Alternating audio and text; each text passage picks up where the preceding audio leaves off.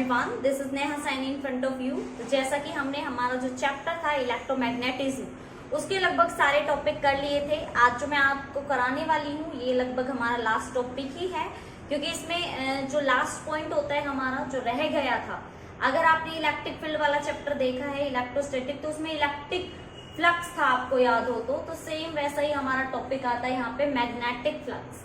तो आज हम यहाँ पर जानने वाले हैं मैग्नेटिक फ्लक्स के बारे में। तो अगर आपको थोड़ा सा भी याद हो तो फ्लक्स का मैंने एक मीनिंग बताया था। देखिए, आपका जो चैप्टर था ना इलेक्ट्रोस्टैटिक, वो था अगर चार्ज रेस्ट में है, इलेक्ट्रोमैग्नेटिज्म में चार्ज मोशन में आ चुका है। तो आपका जो चार्ज रेस्ट में था उसमें जो हमने नाम दिए थे ना टॉपिक्स के, जैसे कि हमारी इलेक्ट्रिक फील्ड थी तो हमारी इलेक्ट्रोमैग्नेटिज्म में क्या आ गई, मैग्नेटिक फील्ड आ गई। हमारे इलेक्ट्रोस्टैटिक में क्या था, इलेक्ट्रिक फील्ड लाइंस थी, तो यहाँ पे मैग्नेटिक फील्ड लाइंस आ गई। वहां पे इलेक्ट्रिक फील्ड इंटेंसिटी थी, यहाँ पे हमारी मैग्नेटिक इंटेंसिटी आ गई। वहां पे हमारा इलेक्ट्रिक फ्लक्स था, तो अब यहाँ पे हमारा क्या आ गया, मैग्नेटिक फ्लक्स आ गया। तो ये सब क्यों बता रही हूँ मैं आपको, क्योंकि आप अगर फोकस करें, ऑब्जर्व करें इन सारी चीजों पे, तो लगभग सेम है। कहने का मतलब बस आपको एक किसी चैप्टर पे मेहनत करनी होगी। अगर आप किसी एक चैप्टर पे मेहनत कर लेते हो तो दूसरा वाला आपका अपने आप हो जाएगा। अपने आप का मतलब आपके वर्ड्स समझ में आ जाएंगे। सारा का सारा खेल है ना चैप्टर्स में हमारे वर्ड्स का है, किस तरह से वर्ड्स काम करते हैं। जैसे फ्लक्स है, फ्लक्स का अपना एक मीनिंग होता है। अगर आप फ्लक्स को समझोगे ना तो फ्लक्स आपके ऐसे समझ में आ जाएगा। फिर चाहे फ्लक्स के आगे इलेक्ट्रिक लगा दो या मैग्नेटिक लगा दो, आपको बस और बस फ्लक्स का मीनिंग समझ में आना चाहिए। तो अगर नहीं भी पता है अब तक तो मैं बता दूंगी, अब आपके बिल्कुल समझ में आ जाएगा। अगर आपने इलेक्ट्रोस्टैटिक में फ्लक्स को नहीं समझा, कोई बात नहीं, एक मौका और दिया जा रहा है। आप लोग अब यहाँ पे मैग्नेटिक फ्लक्स में फ्लक्स को समझ लीजिए, ताकि अगर आप यहाँ पे मैग्नेटिक फ्लक्स को समझ लेते हैं तो इलेक्ट्रिक फ्लक्स भी आपका क्या हो जाएगा, क्लियर हो जाएगा। तो चलिए फिर without any waste of time शुरू करते हैं हमारे टॉपिक को। टॉपिक का नाम क्या है हमारा, मैग्नेटिक फ्लक्स।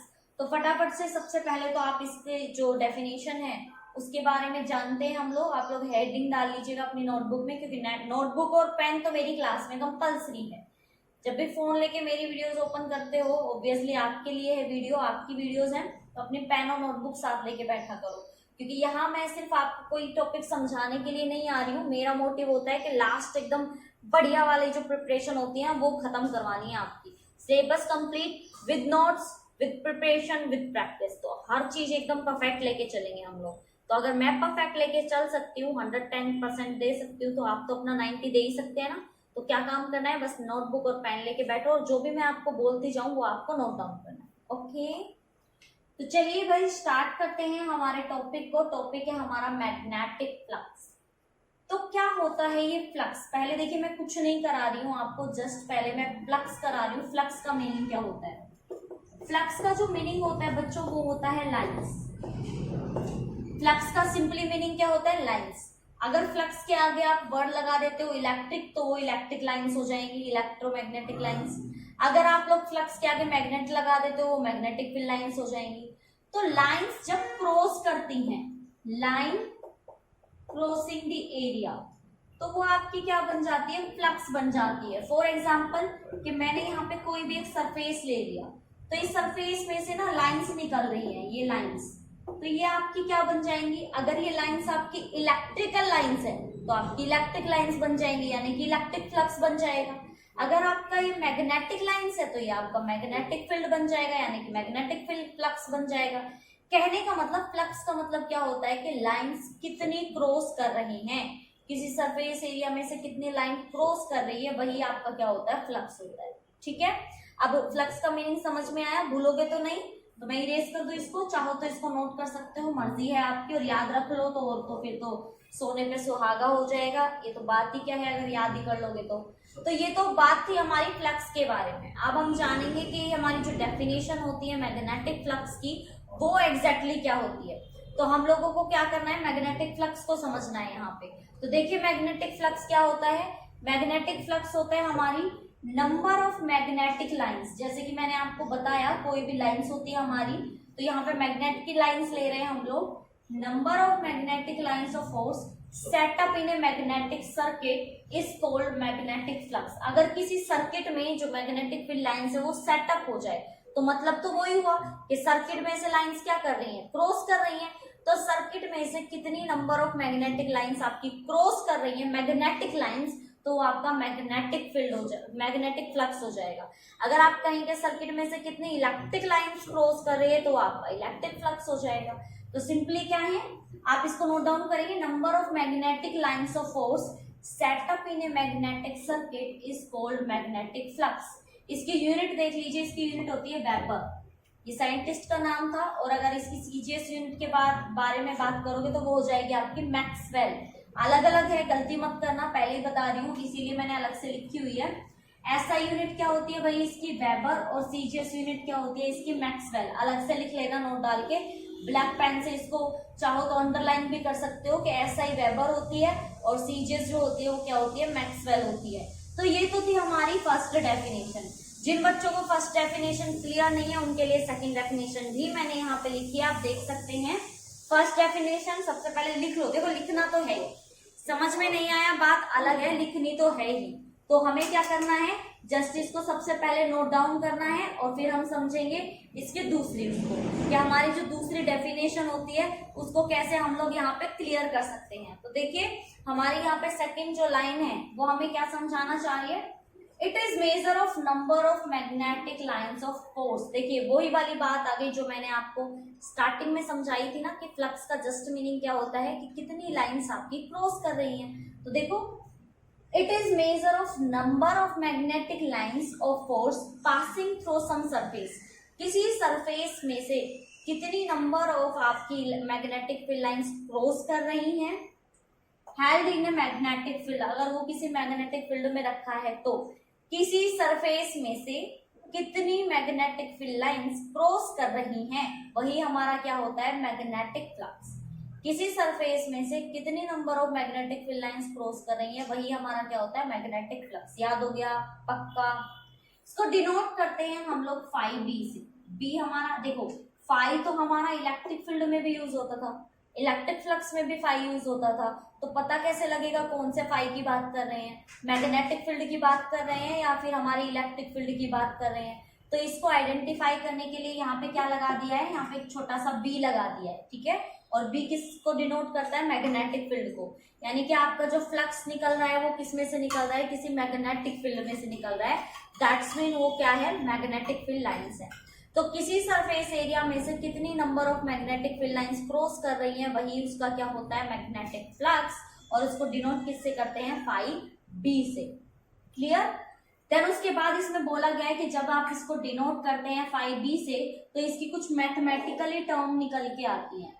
तो ये मैथमेटिकल टर्म को आप क्या बताते हो, it is dot product of magnetic field B and surface vector S. कहने का मतलब ये हमारे पास कोई भी एक सरफेस है और इसमें से कितनी number of magnetic field lines cross कर रही हैं, तो इसका क्या बन जाएगा, फ्लक्स, मैग्नेटिक फ्लक्स। समझ में आया। यानी कि हमें मैग्नेटिक फ्लक्स को समझने के लिए दो चीजों की जरूरत है, एक तो मैग्नेटिक फील्ड की और एक आपके सरफेस की। अब मैग्नेटिक फील्ड है तो कॉमन सी बात है मैग्नेटिक लाइंस तो होंगी ही। तो किसी सरफेस में से कितनी number of magnetic field lines cross करती हैं, वही हमारा क्या होता है, मैग्नेटिक फ्लक्स। आई होप आपके डेफिनेशन बहुत अच्छे से समझ में आ गई होगी। अगर आपकी डेफिनेशन समझ में आ गई है तो मैं आपको इसका थोड़ा सा मैथमेटिकल टर्म को आगे बता देती हूँ। देखो हमने कहा it is the dot product of magnetic field and surface, ऐसा बोला मैंने, और बाद में बोला ये स्केलर क्वांटिटी है। तो यहाँ पे स्केलर क्वांटिटी है तभी इनके बीच में डॉट प्रोडक्ट लगाए। देखो यहाँ पे थोड़ा सा आपको समझा देती हूँ बेटा, जब आपके पास कोई भी दो वेक्टर हो, दो स्केलर हो, तो उनके बीच में जब डॉट प्रोडक्ट होता है तो वो चेंज हो जाता है किसमें, कोस थीटा में। तो ये आपका बन जाएगा कोस थीटा। अगर दो क्वांटिटी के बीच में क्रॉस लगा हुआ है तो वो हो जाता है आपका A B sine theta. That's mean मैं यहाँ पे क्या समझाने की कोशिश कर रही हूँ, ये जो आपका कोस थीटा होता है ये स्केलर क्वांटिटी के लिए यूज होता है। ये स्केलर है, क्या है ये, स्केलर। और ये किसके लिए यूज होता है, आपका वेक्टर क्वांटिटी के लिए। क्रॉस किसके बीच में लगता है, वेक्टर क्वांटिटी के बीच में, और डॉट किसके बीच में लगता है, स्केलर क्वांटिटी के बीच में। तो अगर यहाँ पे डॉट लगा हुआ है तो क्या मैं इसको ऐसे नहीं लिख सकती हूँ, बी एस कोस थीटा, क्योंकि हमने अभी तो कहा कि डॉट को हटा के हम क्या लगा सकते हैं, कोस थीटा लगा सकते हैं, क्योंकि ये एक स्केलर क्वांटिटी है। तो सिंपल सी बात है, मैंने यहाँ पे क्या लगा दिया, cos theta, where theta is the angle between angle between, किस किस के बीच का एंगल है ये, magnetic field and surface. Surface और मैग्नेटिक फील्ड के बीच का ये एंगल है जिसको हमने क्या नाम दिया है, कोस थीटा। तो आपके आई होप ये मैग्नेटिक फ्लक्स तो बहुत अच्छे से समझ में आ गया होगा कि हमें किस तरह से इस मैग्नेटिक फ्लक्स को डिफाइन करना है। आसान है ना, कर सकते हो मैग्नेटिक फ्लक्स को डिफाइन। मैग्नेटिक फ्लक्स क्या होता है, किसी भी सरफेस में से कितनी मैग्नेटिक फील्ड लाइंस क्रॉस कर रही है वो मैग्नेटिक फ्लक्स होता है। डिनोट करते हैं फाई बी से, इसकी एसआई यूनिट वेबर होती है। सीजीएस इसकी क्या होती है, जल्दी से बताओ, मैक्सवेल होती है। मैथमेटिकल टर्म होती है phi B is equal to B dot S. Dot को हटा के कोस लगा सकते हैं, तो हमने लगा दिया phi B is equal to B S cos theta. ये सारी की सारी टर्म हम यहाँ तक समझ चुके हैं, बिल्कुल अच्छे से हमें समझ में आ चुका है। ये सबसे पहले आप लोग यहाँ पे नोट डाउन कर लो। और साइड में मैंने जो आपको ये लिख के दिखाया है ना कि हमारा ए डॉट बी को हम लोग कैसे लिख सकते हैं, ए क्रॉस बी को कैसे लिख सकते हैं, ये सारी की सारी चीजें नोट डाउन कर लो यहाँ से। आपके लिए बहुत ज्यादा बेनिफिट हो सकता है इसको नोट डाल के यहाँ पे और फिर नोट करना, ताकि आपको आराम से समझ में आ जाए कि कैसे कैसे इसको डिफाइन करना है। ओके, तो ये तो बात हो गई हमारी मैग्नेटिक फ्लक्स, यानी कि कितनी नंबर ऑफ लाइंस, कितनी number of magnetic field lines किसी सरफेस में से क्रॉस करेगी, वो होती है हमारी मैग्नेटिक फ्लक्स। और डिपेंड किस पे करती है, कितना बड़ा सरफेस एरिया है और किस मैग्नेटिक फील्ड में वो रखा हुआ है। अब हम बात करेंगे हमारी मैग्नेटिक फील्ड लाइंस की कुछ प्रॉपर्टीज के बारे में। और यहाँ पे कुछ लिखा है, देखिए, फॉर ए क्लोज सरफेस। अगर हम क्लोज सरफेस की बात करते हैं तो क्लोज सरफेस देखिए किसी भी तरह का हो सकता है। सारे ये आपके किस में आते हैं, क्लोज सरफेस में आते हैं। कहने का मेरा मतलब है कि जब आप कहीं एक पॉइंट से चलना शुरू करो और वापस घूम के उसी पॉइंट पे आ जाओ तो वो आपका क्लोज होता है। तो क्लोज सरफेस के लिए जो मैग्नेटिक फील्ड लाइंस होती हैं वो हमेशा क्या होगी, आपकी जीरो। इंटरेस्टिंग है ना, मैग्नेटिक फील्ड लाइंस हमेशा एक क्लोज सरफेस के लिए क्या होती हैं, जीरो होती हैं, जबकि नॉन जीरो होंगी वो ओपन सरफेस के लिए। ओपन सरफेस कैसे, अगर वो कहीं से खुला हुआ है तो ये आपके सारे क्या है, ओपन सरफेस है, क्योंकि ये कहीं से भी क्या नहीं है, क्लोज नहीं है। तो अगर क्लोज है तो मैग्नेटिक फील्ड आपके लिए क्या हो जाएगा, मैग्नेटिक फ्लक्स आपके लिए हो जाएगा जीरो, क्योंकि जितनी number of magnetic field lines उसमें से जाएंगी उतनी ही बाहर होंगी। कैसे, जितनी यहाँ पे एंटर करेगी उतनी क्या हो जाएगी, बाहर हो जाएगी। तो यहाँ पे मैग्नेटिक फ्लक्स क्या हो जाएगा, आपका जीरो। लेकिन ओपन वाले में से नहीं पता कहाँ से एंटर कर रही है और कहाँ से निकलेगी, क्योंकि वो क्लोज नहीं है। तो आपको याद रखनी है ये चीजें, ठीक है। अब ये तो हो गई मेन बातें हमारे मैग्नेटिक फ्लक्स के बारे में। अब हम यहाँ पे सीखेंगे हमारी प्रॉपर्टीज ऑफ मैग्नेटिक फ्लक्स, यानी कि अब हमें मैग्नेटिक फ्लक्स की कुछ प्रॉपर्टीज के बारे में जानना है। तो सबसे पहले तो आप लोग यहाँ तक अच्छे से लिख लीजिए, नोट डाउन कर लीजिए। आई होप आपके सब कुछ बहुत अच्छे से समझ में आ रहा होगा। तो अब हम यहाँ पे देखेंगे कि हमारी जो मैग्नेटिक फ्लक्स है, जो हमारी लाइन्स हैं, वो हमारी क्या क्या प्रॉपर्टीज गेन करती हैं। एक एक प्रॉपर्टी को बहुत अच्छे से करेंगे, समझ में आ जाएगा। चलिए शुरू करते हैं। हेडिंग डाल लीजिए, प्रॉपर्टीज ऑफ मैग्नेटिक फ्लक्स। करें शुरू। तो देखिए यहाँ पे सबसे पहले जो हमें प्रॉपर्टी दी गई है वो दी गई है, it is a scalar quantity. ये आपकी स्केलर क्वांटिटी होती है। ये तो हम यहाँ पे डिफाइन ही कर चुके हैं, क्योंकि जिनके बीच में डॉट लग जाता है वो आपकी क्या होती है, स्केलर क्वांटिटी बन जाती है। तो सबसे पहली बात तो हमारा जो मैग्नेटिक फ्लक्स होता है वो कैसे क्वांटिटी होती है, वो एक स्केलर क्वांटिटी होती है। तो सबसे पहले तो आप यहाँ पे ये नोट कर लीजिए कि हमारा जो फर्स्ट प्रॉपर्टी है, हमारी जो प्रॉपर्टी है मैग्नेटिक फ्लक्स की, वो क्या है कि हमारा मैग्नेटिक फ्लक्स एक स्केलर क्वांटिटी होता है। दूसरा यहाँ पे बताया गया है, it is zero for close surface. ये मैं आपको बना के भी दिखा चुकी हूँ, चाहो तो आप बना सकते हो। यहाँ से लेके यहाँ तक आपके सारे क्या है, क्लोज सरफेस है। और क्लोज सरफेस में जो हमारा मैग्नेटिक फ्लक्स होता है वो हमेशा क्या होता है, जीरो होता है। इसको बना के देख लेना और फिर उसके बाद आप इसको एग्जाम्पल में ऐसे बना के दिखा सकते हो। तो क्या है हमारी second property, it is zero for close surface. Close surface के लिए हमारी मैग्नेटिक फ्लक्स क्या होती है, जीरो होती है, बिल्कुल जीरो मतलब जीरो। थर्ड पॉइंट हमारा यहाँ पे बोल रहा है, it is non zero for open surface. ये ओपन सरफेस होता है, कहने का मतलब आप जब किसी एक पॉइंट से चलना शुरू करते हो तो कोई फिक्स नहीं है कहाँ पे जाके खत्म होगा, क्लोज नहीं होगा, आके मिलेगा नहीं उसी पॉइंट पे जहाँ पे आप लोग चलना शुरू हुए थे। तो कहने का मतलब जब आपका ओपन सरफेस होता है तो वो क्या होता है, आपका नॉन जीरो होता है, यानी कि वो जीरो नहीं होगा। लास्ट जो आपका पॉइंट है यानी कि हमारी जो प्रॉपर्टी है वो क्या है, it is measured by flux meter पर measuring the variation of voltage. आप इसके वेरिएशन को चेंज कर सकते हैं, मेजर कर सकते हैं किसके साथ, वोल्टेज के साथ। कहने का मतलब मैग्नेटिक फ्लक्स आएगा कब, जब मैग्नेटिक फील्ड होगा। मैग्नेटिक फील्ड कब आएगा, जब चार्ज चलेगा। चार्ज कब चलेगा, जब आपके वोल्टेज दी जाएगी, यानी कि वोल्टेज के वेरिएशन के साथ साथ आपका मैग्नेटिक फील्ड भी क्या होता रहता है, चेंज होता रहता है। और आप उसको फाइंड आउट भी कर सकते हो, मेजर कर सकते हो वेरिएशन ऑफ वोल्टेज के साथ साथ।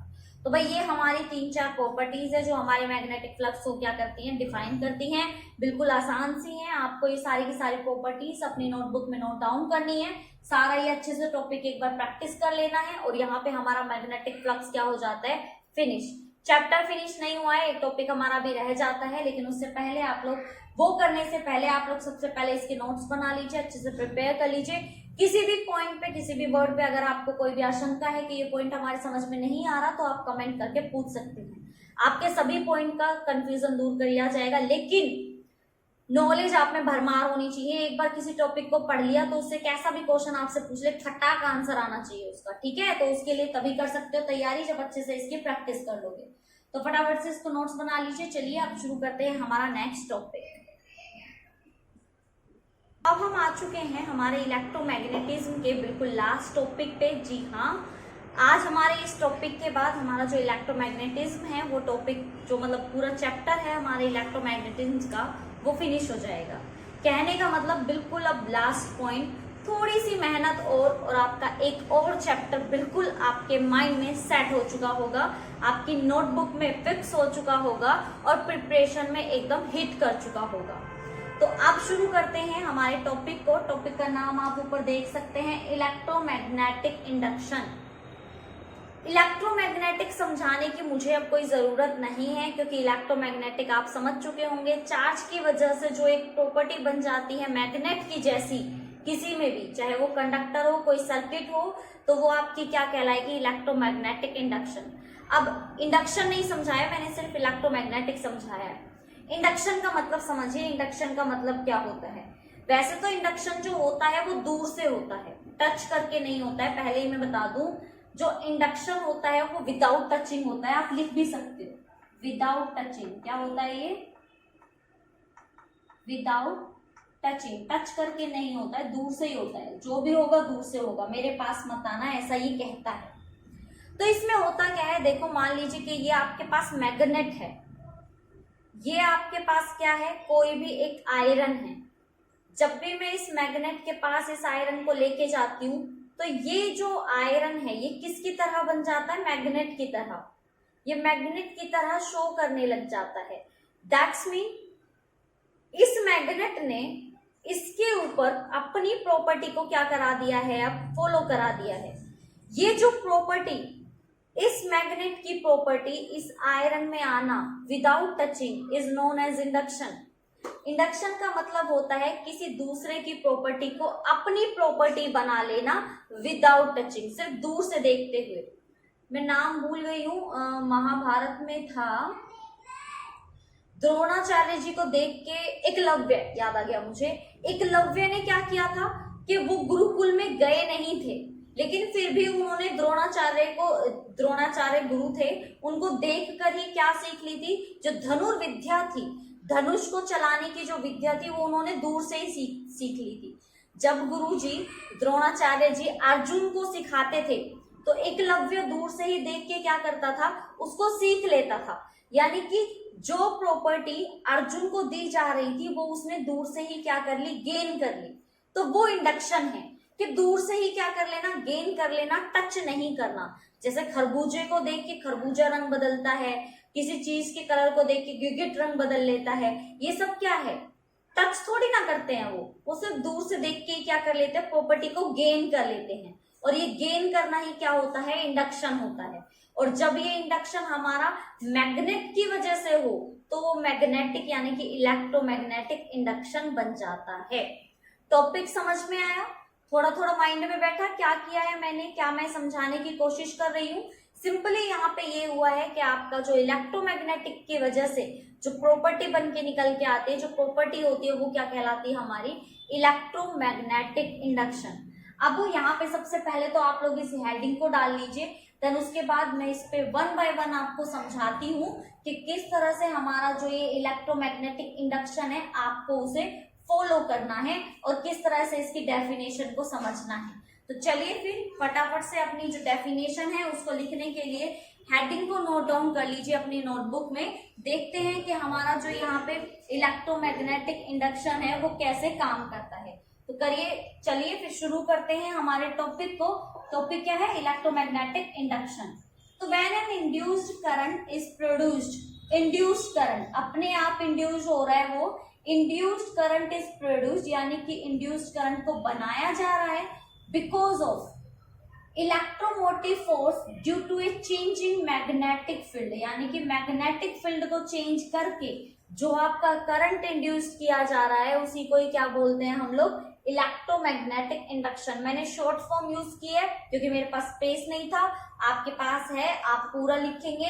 इस EMI का मतलब क्या है? Electromagnetic induction. क्या होता है? Electromagnetic induction.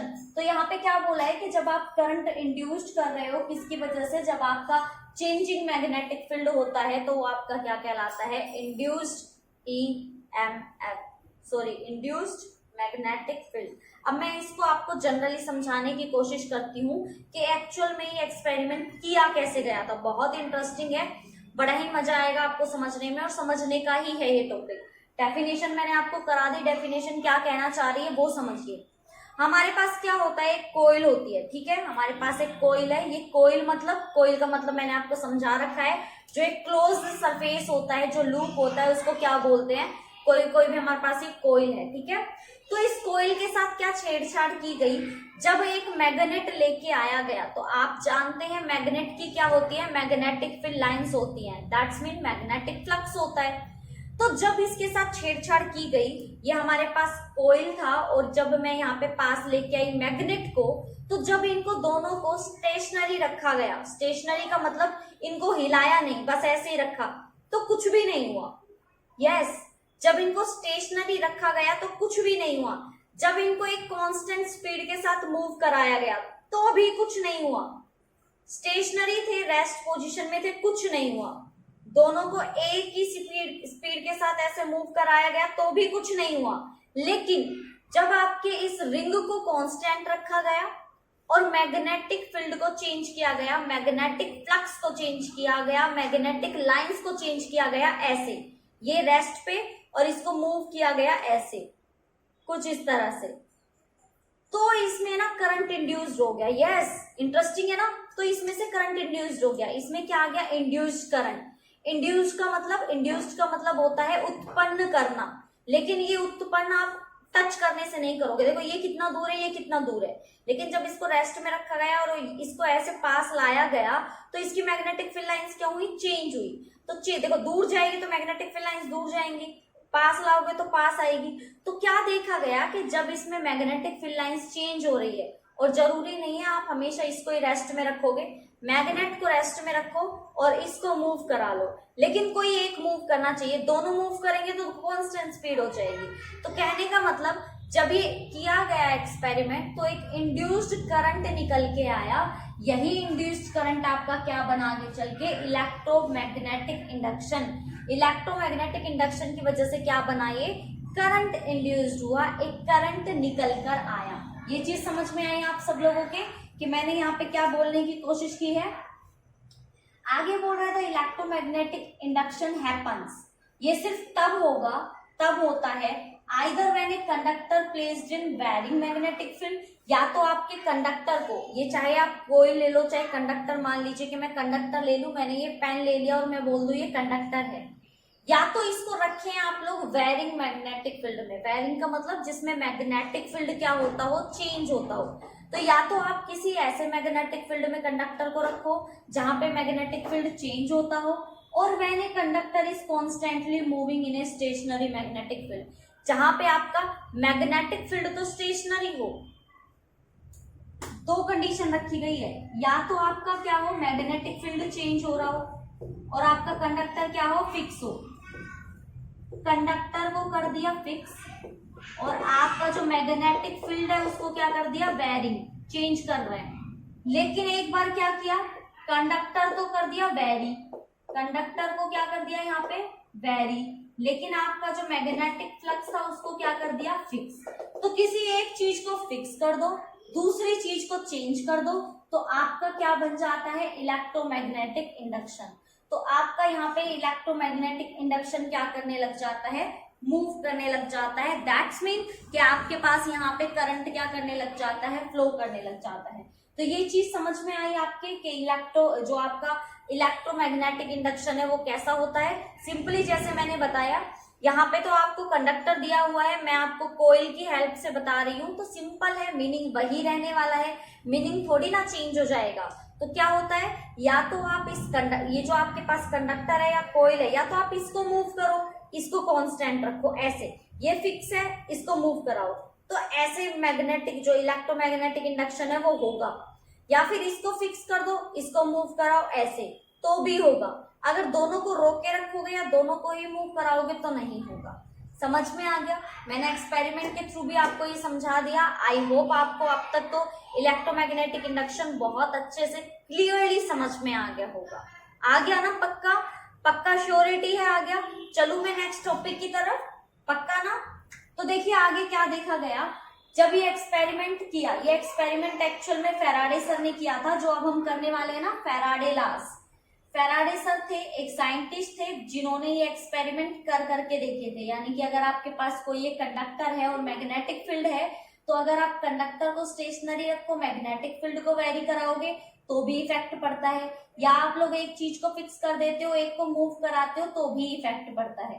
तो ये सारे के सारे ना इफेक्ट कर करके देखे गए थे, तो ये सारा कुछ करके देखा गया। अब देखिए हमारे पास यहाँ पे सबसे पहले फर्स्ट लॉ है, यानी कि अब हम पढ़ने वाले हैं फैराडेज लॉ। तो आप लोग जल्दी से हेडिंग डाल लीजिए फैराडे लॉज, और सबसे पहले हेडिंग डालिए फर्स्ट लॉ ऑफ फैराडे, या फिर फर्स्ट लॉ ऑफ फैराडे लिख लीजिए। चलिए, तो अब हम पढ़ने वाले हैं यहाँ पे फर्स्ट लॉ। तो देखिए फर्स्ट लॉ में क्या बताया गया, फैराडे सर ने हमें क्या बताया।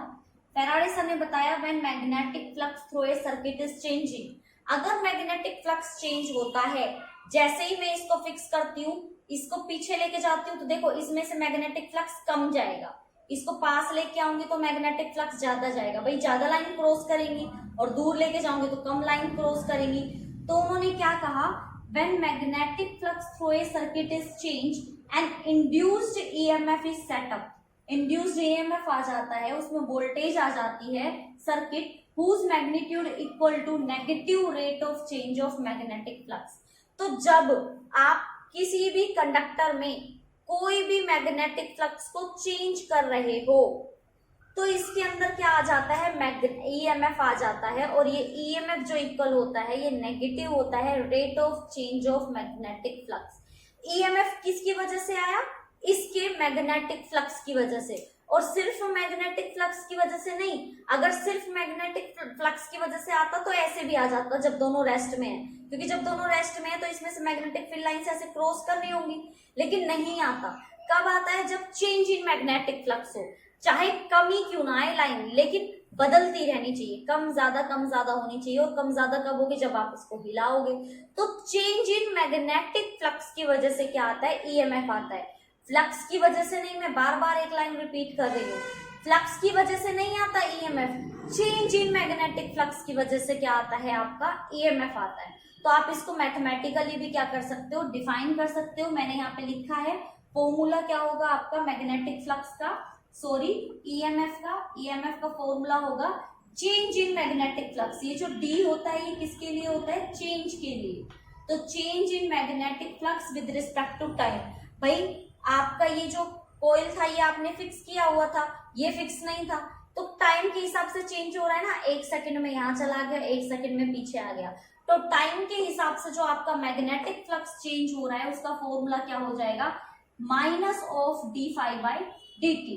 अगर मान लीजिए बहुत सारी टर्न्स है, इसमें मैं एक और ऐसे कॉइल जोड़ लूं, बहुत सारी कॉइल जोड़ लूं, तो n कॉइल्स आ जाएगी, तो क्या इफेक्ट आएगा, तो कुछ नहीं आएगा। आप यहाँ पे क्या लिख दोगे, n लिख दोगे। n क्या है, नंबर ऑफ टर्न्स हैं, और फिर उसके बाद आपका n अंदर चला जाएगा। ये डेल आपका किसके लिए आता है, चेंज के लिए, स्मॉल चेंज के लिए हम डेल लगाते हैं।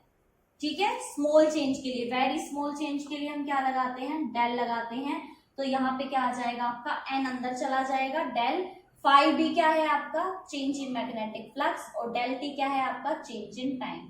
ये सारी की सारी चीजें आपको क्या करनी है, यहाँ पे नोट डाउन करनी है, अच्छे से समझना है। जो भी चीजें मैंने आपको समझाई है, सिंपली फैराडे ने क्या किया था, फैराडे ने हमारे पास एक कोयल रखी, एक कोई भी एक मैग्नेट ले लिया, और मैग्नेट की मैग्नेटिक फ्लक्स जैसे ही चेंज हुई, आगे पीछे हुई, तो इसमें से क्या इंड्यूस्ड हो गया, ईएमएफ इंड्यूस्ड हो गया। और इस ईएमएफ की वैल्यू कितनी रखी गई, d phi by d t, यानी कि rate of change of magnetic flux.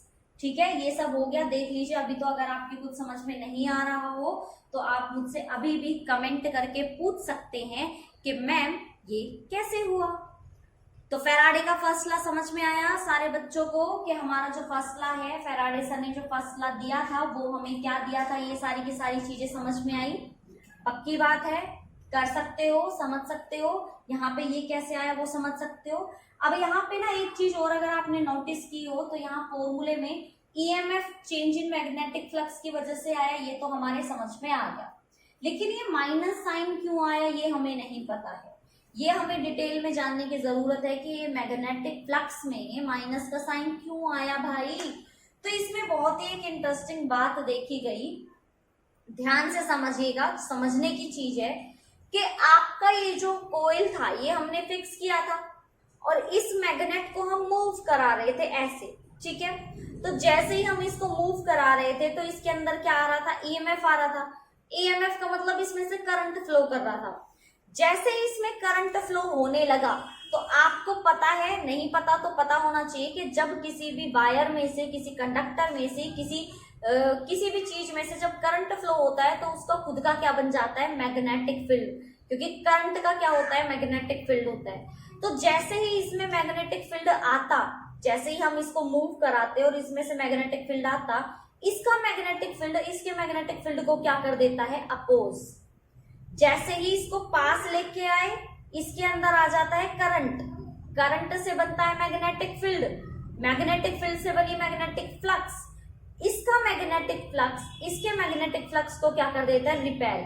और जैसे ही ये इससे दूर जाता है इसका ईएमएफ हो जाता है खत्म, क्योंकि ईएमएफ कब आता है, जब आप इसको चेंज करते हो, दूर ले गए तो मैग्नेटिक फ्लक्स है नहीं, तो इसमें से ईएमएफ क्या हो जाता है, डाउन हो जाता है। तो जैसे ये दूर जाए इसको पास लेके आए, पास आए तो इसको दूर भगा दे, ये सिस्टम चल रहा था। तो इस सिस्टम के लिए इसमें क्या लगाया गया, माइनस का sign, because it oppose the cause, जिसकी वजह से ये हो रहा था। इसमें ईएमएफ किसकी वजह से हो रहा था, इसकी वजह से। जैसे ये पास है इसको अपोज कर दे, यानी कि ये खुद के ही कारण का क्या कर रहा है, अपोज कर रहा है, उसको दूर भगा रहा है। तो इसको जनरली बोल देते हैं इट अपोज द कोज, ये अपने ही कारण को क्या कर देता है, अपोज कर देता है, उसको रिपेल कर देता है। तो ये मीनिंग हमें अब जो देखना है वो देखना है, माइनस साइन जो हमारा यहाँ पे आया है वो माइनस साइन हमारा क्या इंडिकेट करता है, उसको हमें यहाँ पे समझना है, ठीक है। तो फर्स्ट लॉ तो आई होप आपके समझ में आ ही गया होगा कि इंड्यूस्ड ईएमएफ तब आएगा जब आप कंडक्टर को कैरी करो, यानी कि मूविंग करो, वेरी करो, या फिर मैग्नेटिक फील्ड को वेरी करो। किसी एक को वेरी करो, किसी एक को फिक्स करो, तब जाके आपका वो क्या होता है, मूव करना बंद होता है, या मैं कहूँगी मूव करना स्टार्ट होता है। तो ये आपके मैथमेटिकल टर्म है। मैथमेटिकल टर्म को मैंने आपको समझा ही दिया कि E इक्वल टू होता है change, rate of change of magnetic flux, और अगर n टर्म्स आ जाए तो n लगा देंगे, ज्यादा कुछ भी नहीं करना है। तो ये सारी चीजें आपके आई होप समझ में आ गई होंगी। अब मैं आ रही हूँ सेकंड जो हमारा लॉ है, तो अब आप हेडिंग डालेंगे सेकंड लॉ, यानी कि हमारे सेकंड लॉ, हमारा जो फैराडे सर का लॉ है उसके बारे में हम जानेंगे। तो देखिए यहाँ पे हमारे सेकंड लॉ में हमें क्या समझाया गया है, the direction of induced EMF और करंट, जो डायरेक्शन होती है इंड्यूस्ड ईएमएफ की और करंट की in any circuit is such as oppose the cause. जो लाइन मैं आपको बार बार बोल रही थी, ये माइनस साइन किसकी वजह से आया है कि ये अपने ही कारण का क्या कर देता है, अपोज कर देता है। That produced is known as Lenz law, इसको लेंज लॉ के नाम से भी जाना जाता है। एक्चुअली फैराडे सर की एक लिमिटेशन थी कि वो ये माइनस साइन आया तो बता ही नहीं पाए कि ये माइनस साइन क्यों आया, तो फिर आए हमारे लेंस सर, लेंस हमारे साइंटिस्ट का नाम है, और लेंस सर ने क्या दी, एक डेफिनेशन दी कि ये जो ईएमएफ इंड्यूस्ड होता है ये अपने ही कारण का क्या कर देता है, अपोज कर देता है, और ये जो अपोज करता है इसी की वजह से इसमें क्या आता है, ये नेगेटिव साइन आता है जो इंडिकेट करता है कि आपका जो ईएमएफ होगा वो अपने ही कारण का क्या कर देगा, अपोज। एक तो इसके अंदर आया ही ईएमएफ इसकी वजह से, और जैसे ही इसके पास है इसको दूर भी कर दे, तो कहने का मतलब ये अपने ही कारण को अपोज कर देता है, नेगेटिव डायरेक्शन, उल्टी डायरेक्शन में भेज देता है। इसलिए हम यहाँ पे क्या लगाते हैं, माइनस का साइन लगाते हैं। और इस लॉ को क्या बोला जाता है, वैसे तो इसको सेकंड लॉ बोला जाता है, और इसको क्या है आपका, ये लेंस सर ने दिया था तो इसको लेंस लॉ भी बोला जाता है। समझ में आ गया भाई, फर्स्ट सेकंड लॉ अच्छे से समझ में आ गए, किस तरह से हम लोग इलेक्ट्रोमैग्नेटिक इंडक्शन कर सकते हैं, किस तरह से हमारा इलेक्ट्रोमैग्नेटिक इंडक्शन काम करता है। आई होप आपके ये सारी की सारी चीजें बहुत अच्छे से समझ में आ गई होंगी। अब जो हम यहाँ पे करने वाले हैं वो है हमारा एप्लीकेशन ऑफ इलेक्ट्रोमैग्नेटिज्म।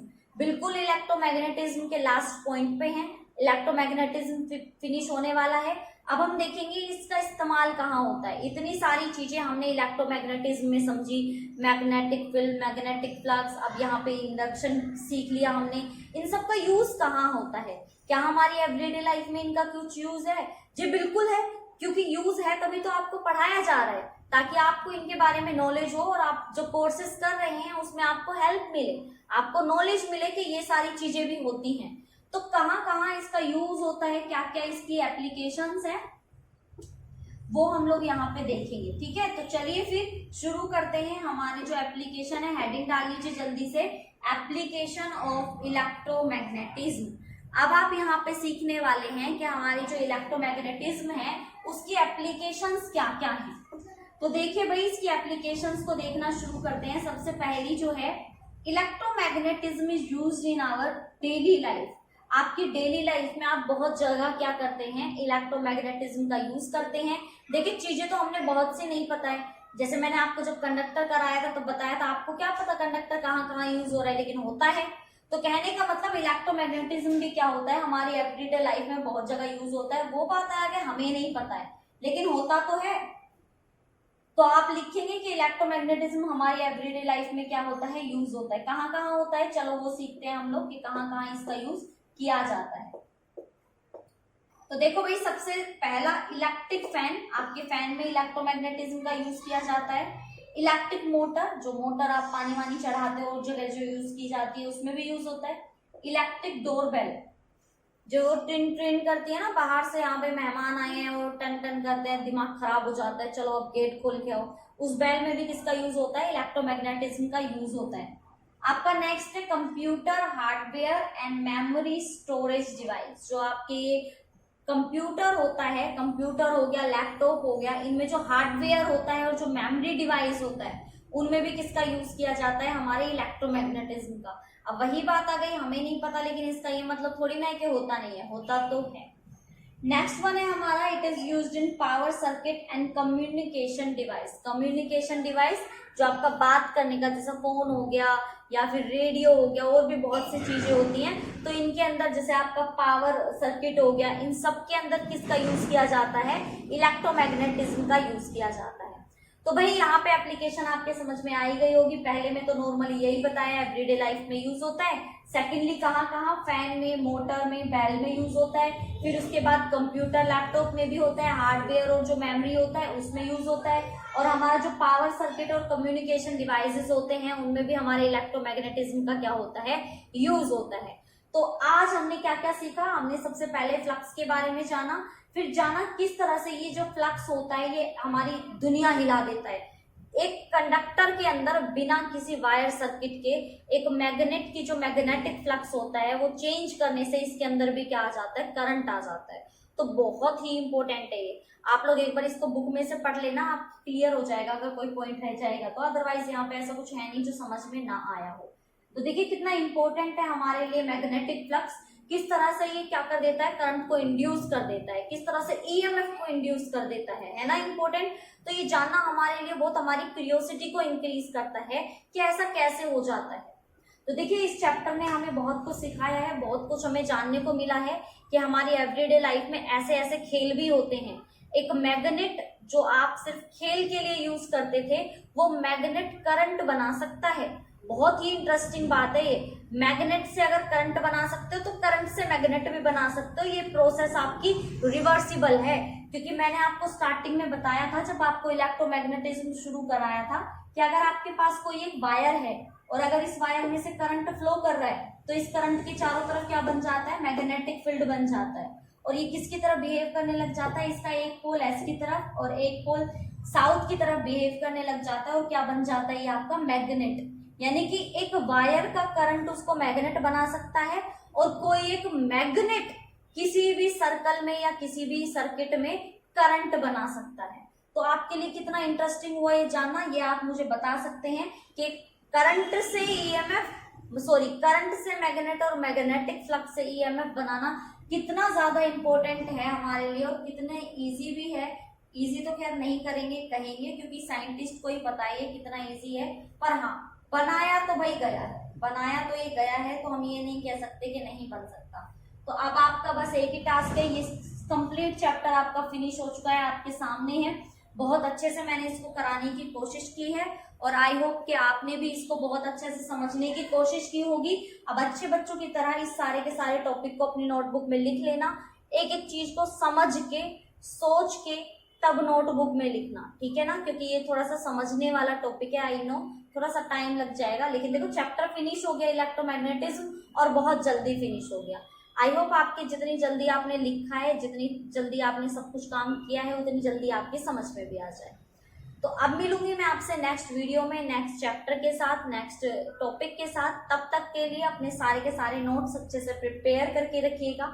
अगर कोई भी ऐसा टॉपिक है, अगर आपको लगता है ये टॉपिक थोड़ा दोबारा होना चाहिए, समझ में नहीं आया या कंफ्यूजन है, तो आप मुझे कमेंट करके बता सकते हैं, वो टॉपिक मैं आपका दोबारा करा दूंगी। लेकिन कंफ्यूजन कहीं पे भी क्रिएट नहीं होनी चाहिए, ठीक है। वो आपको पता है कि आपको कौन सा पॉइंट समझ में आया, कौन सा नहीं आया है। तो इन सबको नोट डाउन कर लीजिए। चलिए फिर अब मैं आपसे अलविदा चाहूंगी। होप करती हूँ कि आप इस टॉपिक को बहुत अच्छे से प्रिपेयर कर लेंगे, नोट्स भी और प्रैक्टिस भी। तो ओके, चलिए फिर जल्दी से चैनल को सब्सक्राइब कर दो और अगर चैनल को सब्सक्राइब किया हुआ है तो वीडियो को लाइक कर दो, चैनल को अपने दोस्तों के साथ, अपने क्लासमेट्स के साथ शेयर कर दो। मैं मिलूंगी आपसे नेक्स्ट वीडियो में, नेक्स्ट लेक्चर में बहुत अच्छे टॉपिक के साथ। तब तक के लिए बाय बाय, टेक केयर।